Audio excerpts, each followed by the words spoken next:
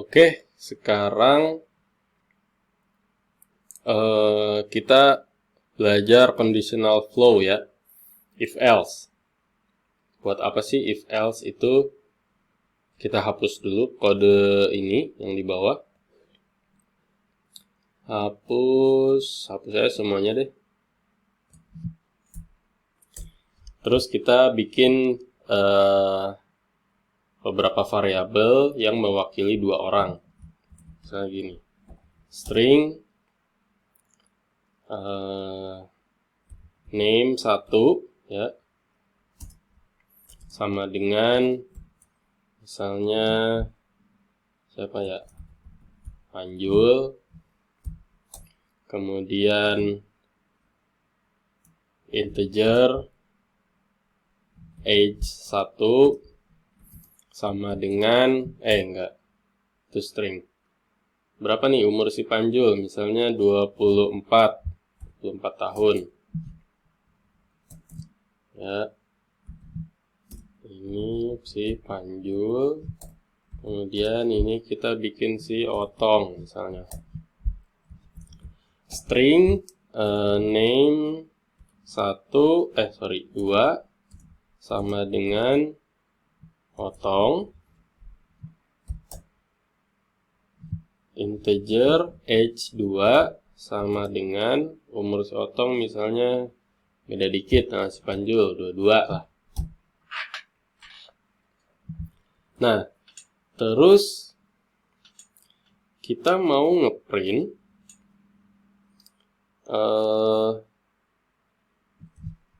kita punya variabel yang bakal di print itu misalnya print name ya.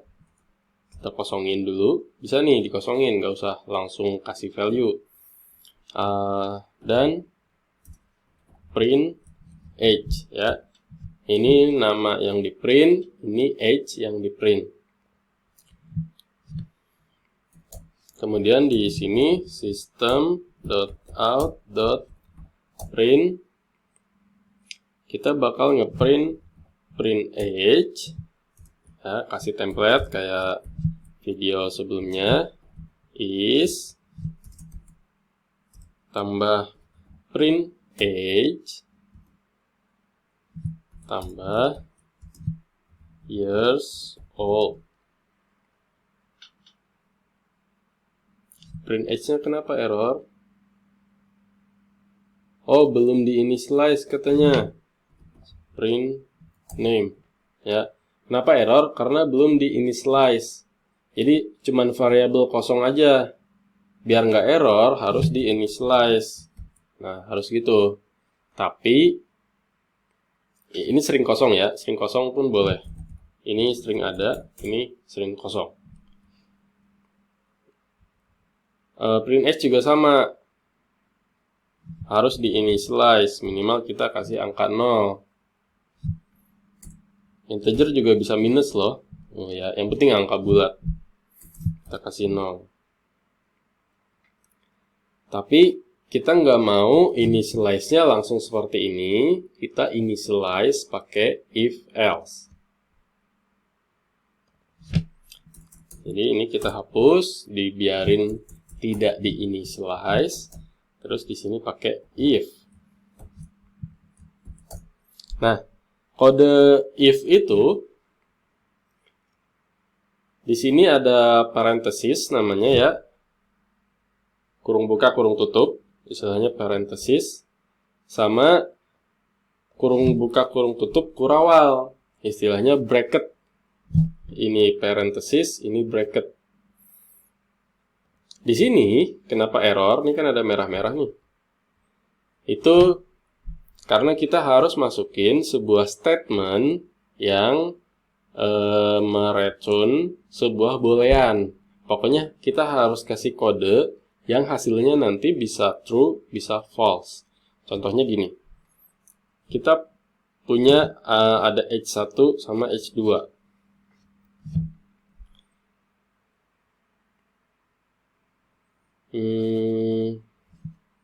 Bentar.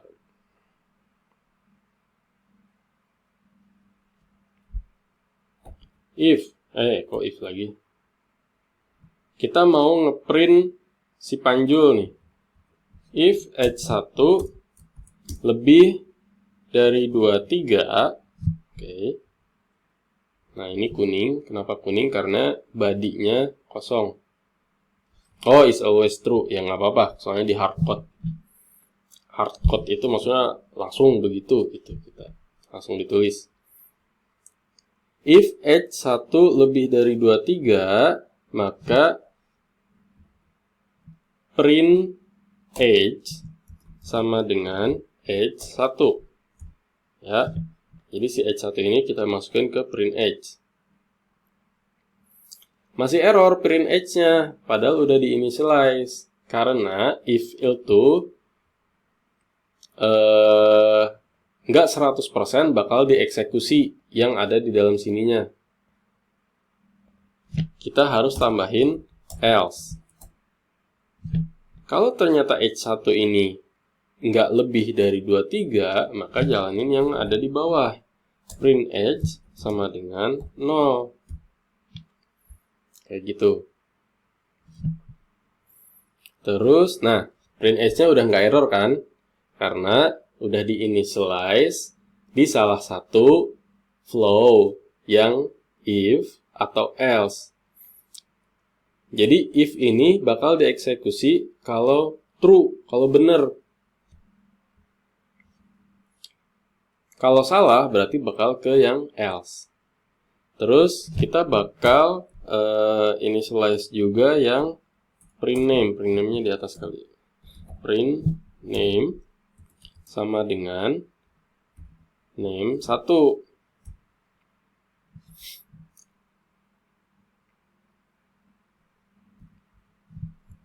Yang di bawah print name sama dengan string kosong. Jangan lupa semikolon. Kita coba jalanin ya.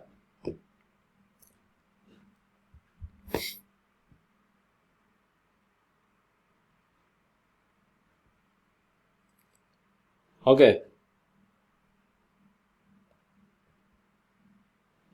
Di sini munculnya Panjul is ya, 24 is OR.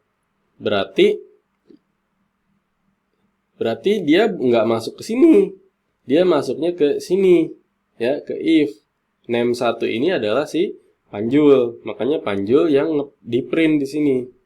Kayak gitu. Coba kita ganti jadi kebalikan. Ya, H1 kurang dari 23, jalanin ini. Kalau ternyata H1 malah lebih dari 23, jalanin yang bawah. Kita jalan. Kita coba run.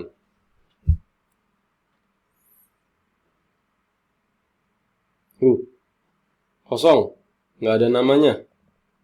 Kemudian is 0 years old.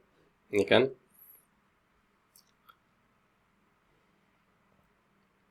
Kayak gitu. Terus sekarang kita mau coba bikin yang lain. Print name sama dengan name 2 di sini.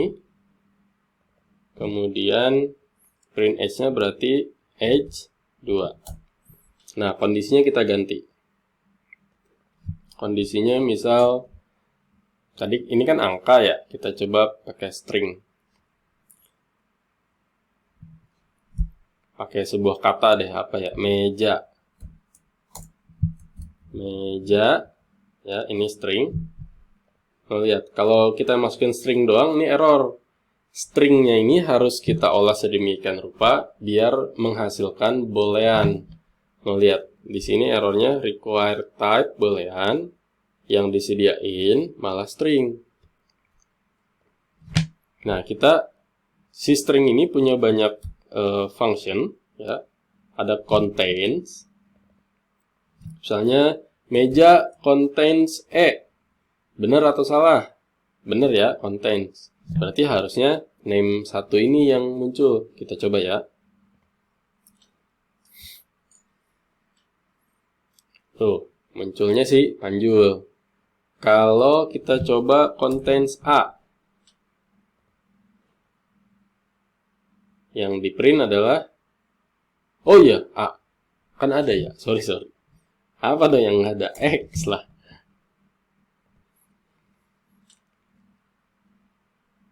No, yang muncul adalah si Otong. Karena meja apakah meja mengandung X? Salah dong. Kalau salah, kalau false, masuk ke sini. Kita bisa juga membuat si meja.contains X ini menjadi sebuah variabel. Contohnya gini, kita bikin boolean is contain X, gitu kan. Sama dengan, ini kita copy, Ctrl C, Ctrl V, semikolon, kemudian di sini bisa masukin is contain X. Sama aja, ini kan jadi boolean-boolean juga. Atau di IDE-nya IntelliJ itu punya hotkey. Caranya gini. Nah, tadi kan gini ya. Kita arahin kursor di kode paling akhir statementnya, yang ini nih. Kemudian pencet Ctrl Alt V. Kalau di Mac berarti Command Option V. Tuh, dibikinin sama si IntelliJ. Ini bisa kita ubah jadi is contain X. Ya, ada kotak merah, artinya kotak merah itu kalau kita nulis di sini bisa keganti itu namanya. Cara ngilangin kotak merahnya, tinggal tekan enter. Oke. Tuh, di sini udah masuk is contain X. Kalau kita jalanin. Nah, yang di print adalah yang name 2, si Otong. Jadi si is contain X ini adalah hasilnya false. Terus kita coba di string ini kita punya apa lagi? Misalnya is empty. Oh, ada is blank. Gue belum pernah pakai is blank, gue nggak tahu. Atau is empty. Is empty itu maksudnya kosong. Dan dia nggak nerima parameter apapun. Sekarang, meja ini string kosong atau bukan? Jawabannya bukan. Is empty. Berarti harusnya false dong. Terus kita ganti ini ya, is contain X. Caranya ngeganti jangan langsung di blok terus ganti is empty itu. Soalnya kita harus ngeganti ini juga si is contain X. Yang paling gampang caranya blok yang ini, klik kanan, refactor, kemudian rename. Nah, muncul lagi kan kotak merahnya. Kita bisa nulis apapun yang ada dalam kotak merah ini, nanti keganti is empty. Oke, kita enter. Meja is empty apa enggak? Enggak dong, berarti harusnya false. Berarti yang di print adalah si Otong lagi. Kita coba. Nah, kan si Otong lagi. Kalau mejanya kita hapus, sehingga jadi string kosong doang. Is empty-nya jadi benar atau salah? Harusnya jadi benar. Enter. Nah, kan munculnya si Panjul. Berarti is empty ini true, tapi masuk ke sini. Kemudian ini kenapa sih kuning? Yang satu, result is empty is always true. Ya udahlah ya, karena string kosong ini kita hardcode. Terus yang ini is empty, ya sama. Biarin aja dulu warningnya. Ya, kita mainan boolean. String kosong, apakah empty? Apakah kosong? Yes. Tapi gue pengen balik return-nya itu adalah kebalikan. String kosong adalah kosong, true. Gue pengen hasilnya false. Caranya gimana? Dikasih pentung. Dikasih exclamation mark. Jadi kasih tanda seru. Nah, Biar gampang gue bilangnya kasih pentung. Berarti awalnya ngebaca ini dulu nih. String kosong apakah kosong? True. Kemudian dibaca exclamation mark-nya. True, not. Nah, tanda seru itu maksudnya not gitu. Not true, berarti false. Kita lihat ya, kalau false harusnya si Otong yang di print. Ya, kan? Kayak gitu. Udah berapa menit nih? 15 menit. Apalagi ya? Ntar conditional. Oh ya, satu lagi. Ada if, ada else. Di antara if else itu ada juga flow else if. Jadi kita bisa enter di sini. Kita tambahin lagi else if kalau kita mau ngasih conditional yang lain. Oke, kayak gitu. Ya, sekarang tulisannya kan berantakan. Di IntelliJ ada hotkey buat ngerapihin kode. Pencet Ctrl Alt L. Tuh, jadi rapi. Coba lagi. Di undo tadi ya. Sekarang pencet Ctrl Alt L. Yoi. Kalau di Mac berarti Command Option L. Nah, ini merah karena belum kita masukin booleannya belum kita masukin. Kita masukinnya apa ya?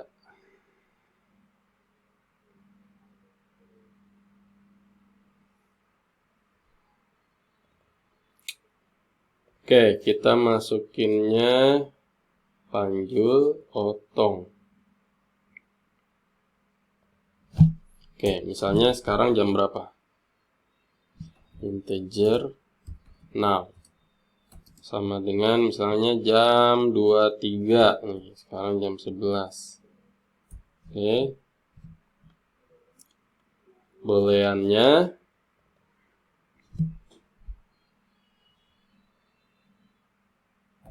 is under 23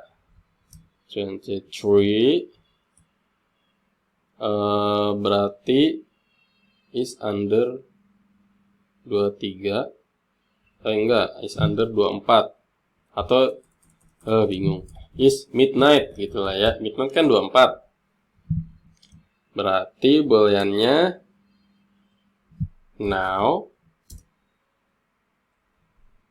sama dengan 24 is midnight gitu kan.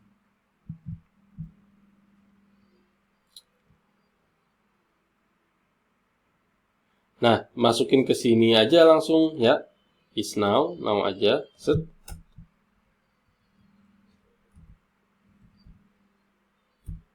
Yang ini is midnight berarti now sama dengan 24. Nah, kalau sama dengan tadi kan kita pakai lebih besar, lebih kecil, sama dengannya belum. Nih, sama dengannya gini. Pakai 2 kali sama dengan. Now sama dengan 24 is midnight. Kalau is midnight berarti print si panjul. Kalau ternyata enggak 24, kan ada pertanyaan lagi. Jadi si now itu kurang dari 24 apa lebih dari 24, ya kan? Berarti kita bisa kasih if now kurang dari 24 is yet midnight. Ya, belum midnight. Terus terakhir else, karena udah pasti udah pasti conditional selanjutnya itu now lebih besar dari 24.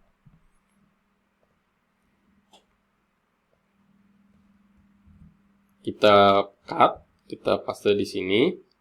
Ini kita paste juga, tapi oh ya, Kita coba ini, kita hapus dulu. Tuh error kan ya?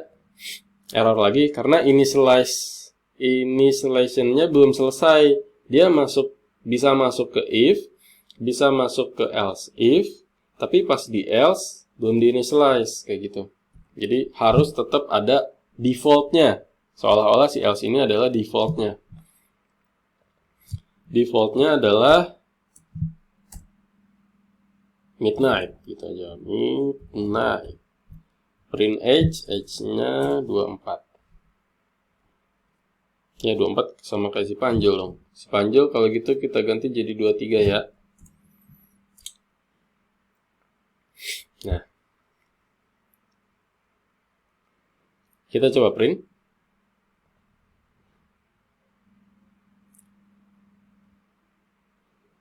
Nah, kenapa masuknya ke si Otong?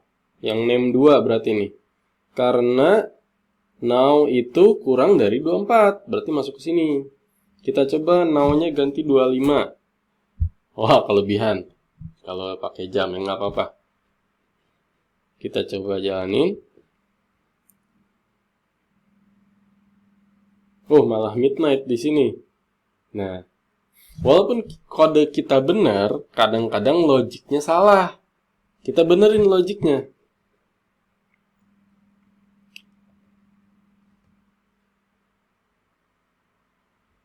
Berarti si name 1 itu seenggaknya di sini lah ya, biar jadi default.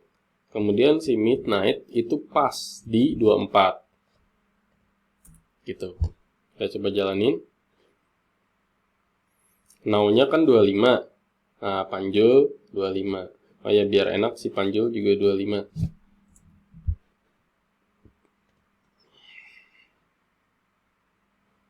Nah, Panjul is 25 years old. Now-nya kita ganti jadi 24. Yang muncul adalah si midnight. Kurang lebih seperti itu conditional flow ya.